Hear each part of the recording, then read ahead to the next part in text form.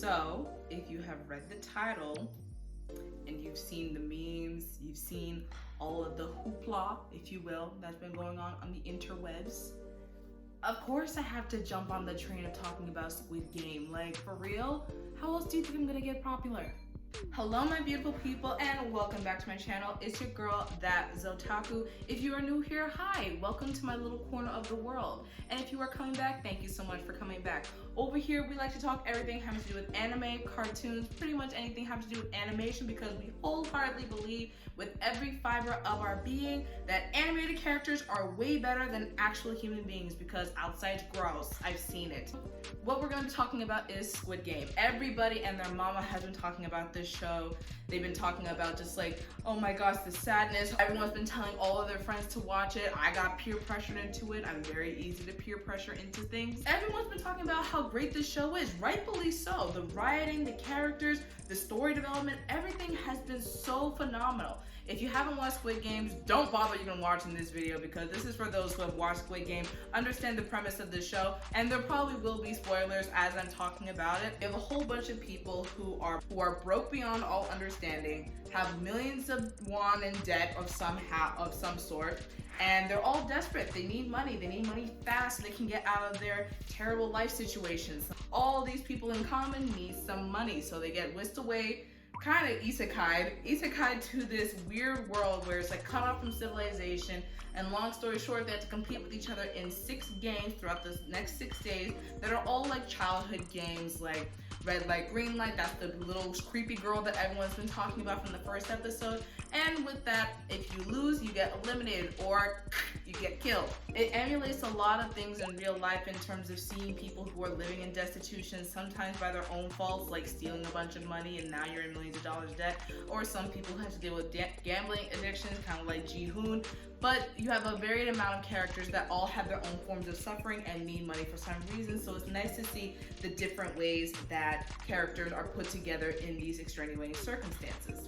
As we continue on through the rest of the show, we are seeing how there's a rich and powerful class that are watching the games unfold, seeing these people dying, seeing these people put themselves into situations where they're forced to kill humans just like themselves, all for the sake of entertainment. It's kind of a seriously messed up way of like seeing, or possibly like theorizing that the rich and powerful in our own society today are probably looking at us common folk as like entertaining toys instead of as people. It's very fascinating to see how little money can make people go crazy and how a lot of money can make people go crazy. Begs the question for all of these people that are playing, are you willing to do the unthinkable and go through the unimaginable in order to attain some money, in order to achieve your goals? And as I'm watching the show, of course I binged it because I had nothing better to do. Of course I watched it and enjoyed it and had my great time, but at the same time I was having my thoughts. I was like, a game or a bunch of games where people are dying if they lose.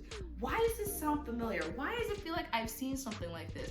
And then I saw this tweet that summed it up perfectly, and I have it right here. Squid Game is just like a lot of anime I've seen, so the fact that people love Squid Game means I know they'll like anime if they stop thinking it as just some cartoon. The way I said yes so fast is ridiculous. I have tried convincing people, and not in a forceful way, but more so in a suggestion way. When they ask, oh, why do I enjoy anime and cartoons? People will look at, I will try to suggest people like, oh, I think you'll really enjoy anime because this, that, and the third. What are some of the shows you like watching, like the regular shows you like watching in your everyday life? Maybe I can suggest some that, you know, emulate it. And they'll look at me like, oh, I don't think I'll like anime. It's just for kids. It's just a bunch of cartoons. Isn't it just like a bunch of like cutesy stuff? And I'm sitting here like, y'all don't know what you are talking about. The same people that are raving about Squid Game, talking about how the writing and the tension and the story is just so compelling, it sucked them in and they were just mesmerized by the entire show, they're the same people that I know could like some of the anime that I'm going to get into this video today. In this video, I have 5 anime that I have seen, and I recommend for people who enjoy Squid Game. I might do this again in the future if you guys like this video, in terms of like, oh, you like these shows in real life, maybe you'll like these anime because they're basically the same thing. Because anime is just like any form of media, just like movies, just like regular live action series, it's just a different form of media. For anime, they take a lot more risks sometimes depending on the genre, but just as much as you can have varied genres in regular live action TV, like sitcoms or thrillers or CIA crime shows. You can have as much variety in anime. You just need to open your mind, expand your horizons, and give it a chance instead of writing it off as just cartoons. And on a side note, what's the problem with just cartoons? Cartoons is what everyone started off with as a kid watching TV. No one started off watching Law and Order, so please get off your high horse and give it a shot. I understand maybe like certain anime aren't for you, but the whole writing it off as, oh, anime is just cartoons, cartoons are just for kids, like you're being annoying. There are some shows out there where money isn't the prize. Like anime will take it a step further and be like, you want money? Fuck it. How about I make you God, bitch? The concept of this battle royale thing is not new. It's been done before extensively in anime, and I'm pretty sure other genres of media that we probably haven't even explored yet, but all I know is anime and cartoons, so that's what I'm gonna stick with. The first anime we have on this list is Deadman Wonderland. Long story short, we have a kid named Igarashi Ganta, who is a middle school student, and some way, somehow, his entire class one day gets murdered by some unknown force. Some way, somehow, based off of some evidence, I don't know how the police and the judge summed it up to this, but the whole massacre got blamed on Ganta. He's the only survivor and is now the main suspect and is tried and convicted as the one that did this crime. He gets sent to a maximum security that also doubles as an amusement park called Deadman Wonderland. He's technically a death row inmate and he is up to die, and he's wearing this collar that senses your location. All the inmates are wearing these collars, senses your location, and is constantly putting in a poison that is going to slowly kill you. But the way to neutralize this poison is by eating this candy or medicine every 3 days minimum in order to survive. And how do you get this candy, you must ask? That's a great question, person who's not here. The way that you get this candy is by playing a bunch of games, by doing a bunch of tasks that get you these points, and with these points you can buy the candy, so hopefully you can live another day. All of the inmates are pretty much quirky and they're diverse in their own ways. They're all desperate to stay alive and they're all desperate to see the next day.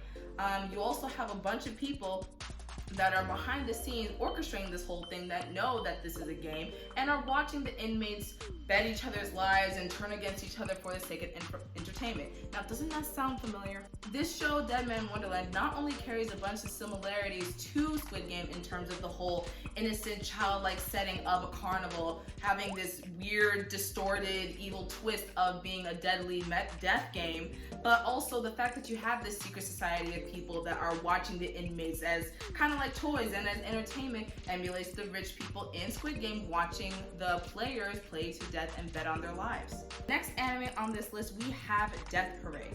The premise of the show is you're in this bar that essentially acts as purgatory, where two souls that die at the same time, example being a couple that dies in a car accident together, they're put to the test by playing a bunch of these bar style games like darts, billiards, air hockey, and with these games it determines which one of these souls, the two people that die at the same time, which soul gets to be reincarnated / go to heaven, or gets thrown into the abyss, which is kind of like the equivalent of hell, and your soul gets lost for all eternity.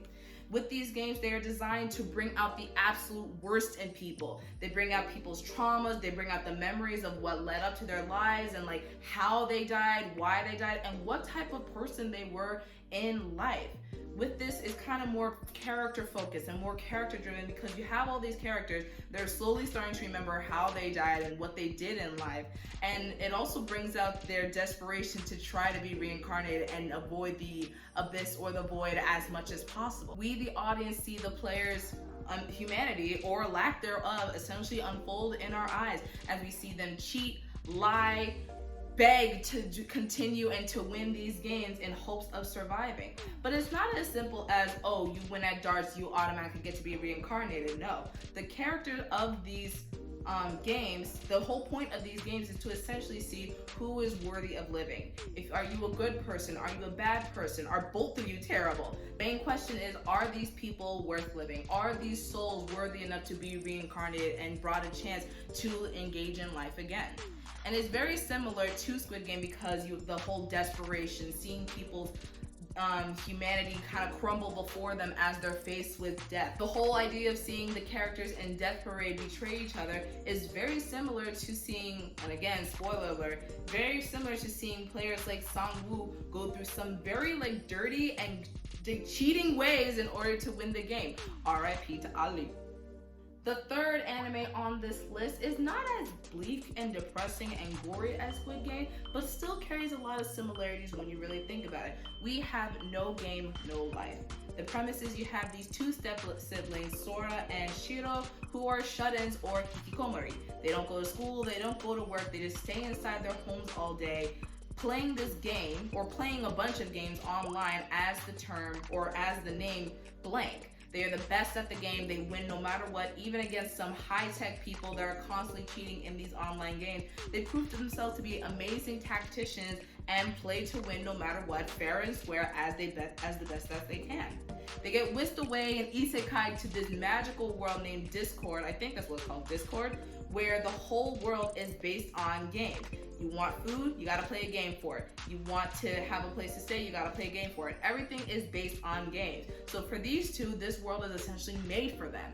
They want to climb up the ranks from the bottom all the way up to essentially rule the world. They want to rule this world as the perfect god and make the rules as they go. Now the rules within this world are supposed to be cheating free, but there is some discrepancies. It's not exactly a perfect system.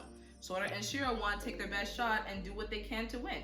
You see them play games like life-size human chess, rock, paper, scissors, and it's really fun having a bit more of like a lighter aspect to this whole, not really a death game, there's no one really dying, but it's more so just still high stakes because of what they're betting on, and literally your way of living is based on whether or not you win or lose these games. And as well, for the two main characters, are they going to level up and become the god of this world that they want to be in? So fucking pretty. It's like shrooms. I don't know about shrooms, but it's so psychedelic and pretty. No, you know what it is? It's as if Lisa Frank, you know them folders and them art supplies from like the 2000s? Imagine if like Lisa Frank or whatever that girl name, imagine if she got an anime, that's what No Game, No Life looks like. Number 4, we have Btooom. Now, Btooom I've seen a couple of times. I've seen it probably 2 or 3 times. It's really easy to get through. It's like 12 episodes. And if you want to continue, which highly I recommend you should, go read the manga. It has way more past the ending of the show, but what you get of the anime is pretty decent on its own. Btooom, not many people remember, or not many people have watched it in general. Essentially, you have this guy named Ryota who gets whisked away to this secluded island with a bunch of other strangers, and they're essentially told, hey, here are some bombs. All the bombs are different. They have their own little quirks. Some are timers, some are sticky bombs. You all have these bombs and you have to kill each other. Have fun. All of the people that are playing this game were essentially wished to go away forever by people in their life. So it could be an ex-friend who wants them gone, or a family member who wants this person gone, wishing you to be gone, and that's how you ended up on the island. So you see the characters deal with that trauma of just like, who the hell in my life would send me to this place to essentially die? But they have bigger things to worry about, i.e. Ryota. He doesn't want to play these games. He's played Btooom, but online, like as a video game. This real life Btooom is not something that he's down for morally. Kind of like Ji-hoon at the beginning of the show, where we see him hesitant to play the game, but at this point he has no choice, because if he wants to get off this island, he needs to win this game. How am I going to get through this game? What do I have to do? Am I cool with killing? I feel like when a lot of people bring up the idea of what's a good battle royale type of genre anime, most people can think of Danganronpa in terms of like the modern day effect. Like these character designs and some of these being high schoolers is quite fascinating. I'm just saying on my own. I'm just saying, like, this high schooler? I don't know, but whatever. All these people in high school are brought to this school and they are locked in, and they essentially have to kill each other. But it's not just a straight up, oh, I'm gonna murder you, da da da da, in broad daylight. It's more so you have to kill your target. It can be anybody, but you also have to make sure you don't get caught. So as a new person dies, everyone else in the group is like, okay, fine, another person died, who's the one that killed them? If you can figure out a way to make sure that you don't get caught, then you get to live. But if they find out that you're the one that killed so-and-so, then you yourself get to die in the most honestly creative and just straight up laughable ways possible that the show can make. Like the way that these punishments work in Danganronpa is quite hilarious, and I think the kookiness of the character's death that lose this game is very much similar to the kookiness that you see within like the whole realm of the Squid Game universe. In terms of honorable mentions, or in my case, dishonorable, because some of these I just didn't really care for, as much, and one of them I just downright hate. We have Darwin's Game, Future Diary, and High Rise Invasion. If you want to see any of these, I highly recommend them in terms of like getting the same Squid Game essence that you want from Squid Game. Definitely the ones from the main list, and maybe try some of these honorable mentions if you have the time. The point of this video was to potentially to show that anime is versatile. Anime can be so many different things if you are just willing to open your mind up and give it a chance. Thank you so much for watching. If you made it to the end of this video, I shall see you guys next time. If you enjoyed some of these anime, please comment down below what are your thoughts and what did you like about Squid Game? What was your favorite character? What are some of your thoughts? I'd love to hear it. So I'll see you guys in the next one. Bye!